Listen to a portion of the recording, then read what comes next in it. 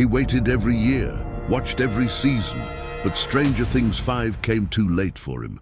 And when I found his final letter tucked under his pillow, my heart broke in a way I'll never forget. This isn't just about a show. It's about something far bigger. All he wanted was to see Stranger Things Season 5, but life had other plans, and this is his real story. His name was Ethan, just 14 years old. He lived in a quiet little town, tucked away in Michigan, where front porches creaked in the wind. Neighbors waved from their driveways, and the biggest excitement was Friday night football. But Ethan wasn't like most kids on his block. While others raced bikes down the street or spent weekends at the lake, Ethan lived a different kind of life, one shaped more by hospital visits than homeroom, more by quiet resilience than loud rebellion. He wasn't your average teenager. He didn't play sports or stay out late. The mall, the arcade, even birthday parties, those were places he only knew from stories. His body, frail from a condition that made his bones brittle and his immune system fragile, kept him indoors, mostly in bed, but within the four walls of his softly lit room, where machines hummed gently and sunlight streamed through half-closed blinds, there was one thing that made his world feel wide, wild and wonderfully alive. Stranger Things. It wasn't just a show to him, it was everything. His sanctuary, his spark. Every inch of his bedroom told the story. Posters lined the walls, quotes from the show scribbled in notebooks, a well-worn replica of Eleven's Eggo box perched on a shelf. He had watched the series so many times, he didn't need subtitles. He was the subtitles. But it was more than fandom. For Ethan, Eleven wasn't just a character on a screen. She was a lifeline, a symbol of bravery in the face of fear, of standing tall when the world tells you to shrink, of being different and still saving the world. She reminded him that pain doesn't mean weakness, and being small doesn't mean you don't matter. In Hawkins, Ethan found hope. In the Upside Down, he saw his struggle. And in that group of kids who refused to leave each other behind, he saw himself. At just 12 years old, Ethan received the kind of news no child should ever have to hear: leukemia. And not the kind with easy answers or hopeful statistics, the aggressive kind. The kind that moves fast and fights dirty. Doctor sat his parents down, spoke in quiet tones, used words like advanced, treatment plan, and timeline. But while the world around him seemed to spin into panic and sorrow, Ethan's focus remained heartbreakingly simple. He didn't ask how much time he had. He asked, will I get to see season 4? And later, as the treatments got tougher and the hospital stays longer, his question changed slightly, but carried the same desperate hope. Do you think season 5 will come before I go? His mom would kneel beside his bed, brushing the hair from his forehead, hiding the tremble in her voice.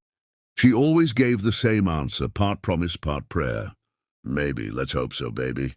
The days blurred into IV drips and test results, nights filled with the faint beeping of machines and the sterile scent of hospital rooms. But through it all, Ethan held on to one ritual like a lifeline, rewatching Stranger Things. Season 1 on Mondays, Season 2 on Wednesdays, Season 3 when the chemo hit hardest, Season 4 whenever he needed to believe. Because Stranger Things wasn't just entertainment to him. It was a place where the world didn't end with a diagnosis. It was his escape, his sanctuary, his way of remembering that even in the darkest places, you can still find light. One quiet afternoon, as the sun spilled gently through his bedroom window and the world outside went on like normal, Ethan reached for a piece of lined notebook paper. His hands trembled slightly, not from nerves, but from the chemo, but his grip was steady enough. He had made up his mind. He wasn't writing to Santa. He wasn't writing to a friend. He was writing to the only people he thought might understand, the Duffer Brothers. His handwriting was small, a little shaky, but full of heart. Hi, my name is Ethan. I love your show more than anything. It makes me feel brave when I don't. I know you're probably really busy, but if you can you make season 5 soon? I just want to see my friends one last time.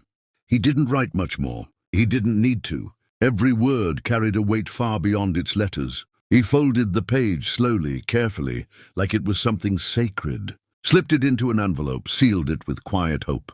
But then he paused. He walked to the window, looked out at the trees swaying in the wind, and just stood there for a moment. Maybe he thought about the mailbox outside. Maybe he pictured someone in California opening his letter. But he never sent it. Instead, he walked back to his bed, lifted his pillow, and slid the envelope underneath, like a secret wish whispered into the night, as if the universe might somehow read it, as if hope by itself might be enough. A week before the world would finally hear the news about Stranger Things 5, Ethan's body began to grow quieter, slower, tired in a way even the bravest. Hearts can't fight forever. The doctors said his systems were beginning to shut down. His breathing became shallow, his skin pale. His once bright eyes barely flickered open anymore. It was a Friday night, bitter cold outside, frost clinging to the windows of his room. But inside, under the soft hum of machines and the dim glow of a bedside lamp, his mother sat beside him, her hand wrapped gently around his. She didn't sleep that night. She just whispered. Stories of when he was little, the time he dressed as Dustin for Halloween, the way his eyes lit up when Hopper came back in season 4. She talked because the silence was too loud, and maybe because a part of her still believed he could hear her. And then, just before midnight, something shifted. Ethan stirred, just a flicker. His eyes fluttered open, clouded but aware. His lips trembled with effort, but he managed a faint smile. And then, in a voice barely more than a breath, he said, "Mom, tell 11. I kept the door open 3 inches. She froze, tears falling before she even realized. She didn't understand what he meant. Not right then. She just nodded, holding his hand tighter, whispering back, "Okay, baby, I will." And now, looking back, she understands. We all do. Ethan passed away in the early hours of Saturday, morning peacefully, gently, as if he knew his story had reached its final chapter. The house felt different after that, quieter, heavier, the kind of silence that settles into the walls. His mom moved through the days like a ghost, clutching his hoodie, replaying voicemails just to hear his laugh. Grief doesn't come all at once. It seeps in slowly, like fog, and she was drowning in it. Then 6 days later it happened. Her phone buzzed. A headline, a tweet, a video. Netflix had just dropped the official announcement for Stranger Things 5. The internet exploded. The teaser hit 8 million views within hours. Fans cheered. The world lit up. But in one corner of Michigan, one mother stood frozen in her kitchen, phone in hand. Her breath caught somewhere between heartbreak and disbelief. Her fingers shook as she tapped the video. She didn't finish watching it. Instead, she climbed the stairs slowly, each step heavier than the last. She opened the door to his room, untouched since that Friday night. The bed still made, the posters still smiling down from the walls. She sat on the edge of the mattress. The same place where she used to read to him, laugh with him, hold his hand through the pain. And for the first time since he left, she let herself cry, the kind of cry that breaks something open. And then she remembered the letter. With trembling hands, she lifted the pillow and found it, creased, a little worn, but right where he had left it. She opened it. And at the bottom, beneath his sweet, hopeful plea to the Duffer Brothers, were a few lines she hadn't seen before. Words scribbled in fading ink. "If I don't make it, tell the world Stranger Things made me feel alive." She pressed the paper to her heart and closed her eyes. Because somehow, he still was. This story isn't about death, not really. It's about life. The kind that burns quietly but fiercely. The kind that finds meaning in the smallest things. A scene, a character, a line from a show.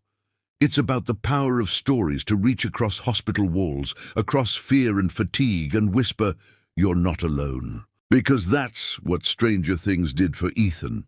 It wasn't just TV to him. It was proof that courage isn't about muscles or superpowers. It's about showing up, even when it hurts. That monsters don't just live in the upside down. Sometimes they live in your body, in your blood, in the moments that try to take away your hope. And yet he kept fighting, because in Hawkins, friends never said goodbye, and neither did he. Fictional friendship saved a real boy from falling into despair. It gave him purpose, routine, something to look forward to. It gave him laughter on the worst days and strength when his body had none left to give. No, Ethan never got to see Stranger Things 5, but Stranger Things helped him live the last years of his life with wonder, with joy, with meaning. And that matters more than any release date, more than any trending hashtag, more than any view count. Because sometimes the greatest stories are the ones that save someone, even just one. If Stranger Things ever meant something to you, leave Ethan with red heart in the comments. And share this story, not for the views, but so the Duffer Brothers, the cast, and the world knows they gave one boy the courage to fight his final battle. Rest easy, Ethan. You kept the door open for all of us. And if you're still watching right now, don't scroll. Don't just move on. Hit like, drop a comment, subscribe. Do it for Ethan